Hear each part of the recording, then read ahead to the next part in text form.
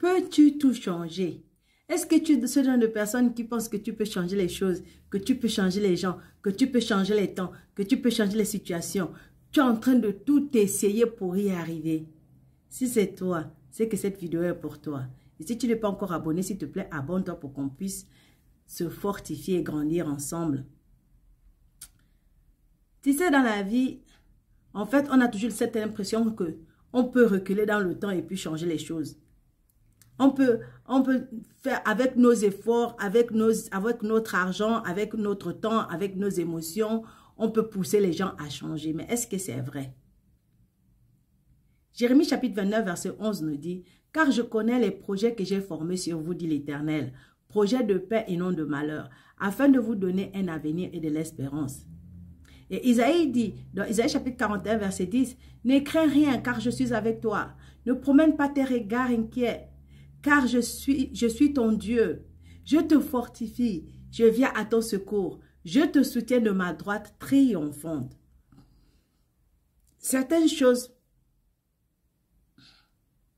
il y a certaines choses dans la vie que tu ne pourras jamais réparer, que tu ne pourras jamais arranger. Peu importe l'effort les efforts que tu vas déployer là-dedans, peu importe la pression que tu vas exercer sur la personne ou sur la situation, le nombre de faveurs que tu vas donner, cela ne changera rien du tout.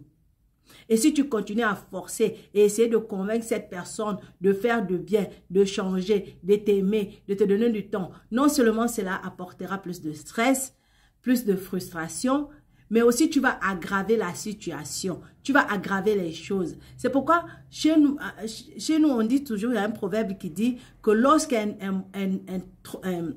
tronc d'arbre est déjà tordu depuis la naissance, depuis la petitesse du bois, au fur et à mesure que le bois grandira, cet arbre-là restera tordu. Ça grandira avec cette erreur-là du bois, du tronc. Donc, ce bois-là n'aura pas une forme droite, mais il aura une forme tordue. C'est comme un homme. Un homme, lorsqu'il grandit, son environnement l'influence, les gens qui sont autour de lui, toutes ces influences-là, c'est ce qui fait grandir l'homme. Et lorsque quelqu'un, un homme, quand je parle l'homme, je parle de la femme et de l'homme. Quand une personne a grandi avec une certaine manière de voir des choses, une certaine manière de faire les choses, c'est pas facile de l'amener à changer. Et les situations, par exemple, si quelque chose est déjà passé, c'est déjà passé, le temps est passé, tu peux rattraper le temps, tu peux rattraper les situations, tu peux rattraper les gens qui ont fait, tu peux rattraper ça. Au lieu de chercher à arranger ça, à chercher à trouver la solution pour quelque chose qui est déjà passé, concentre-toi sur l'avenir. Au lieu de chercher à faire plus de dégâts, et n'essaie pas d'utiliser ta foi. Pour dire oui, je vais utiliser ma foi pour faire, ok, je vais mieux prier, ok, je vais jeûner pour ça, ou je vais faire ceci. Non. Le plus souvent, lorsque tu ne fais rien, aussi, c'est une manière d'agir. Ne rien faire aussi, c'est une manière d'agir. Le silence aussi est une force. Parce qu'il y a plus de fois de garder ton silence et de laisser les choses tranquilles que d'essayer de tout faire pour faire changer les choses. Pourquoi? Parce qu'il faut comprendre que lorsque la bataille est à l'Éternel, tu peux tout faire, tu ne pourras jamais réussir.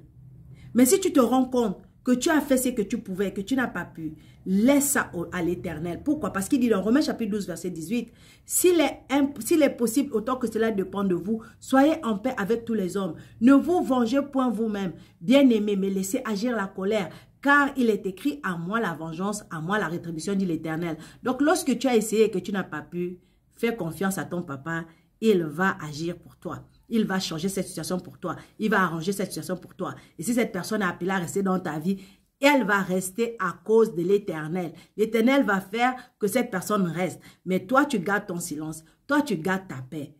C'est pas facile, mais essaye. Et si tu n'es pas encore abonné, abonne-toi. Aime, commente et partage pour bénir d'autres. Shalom.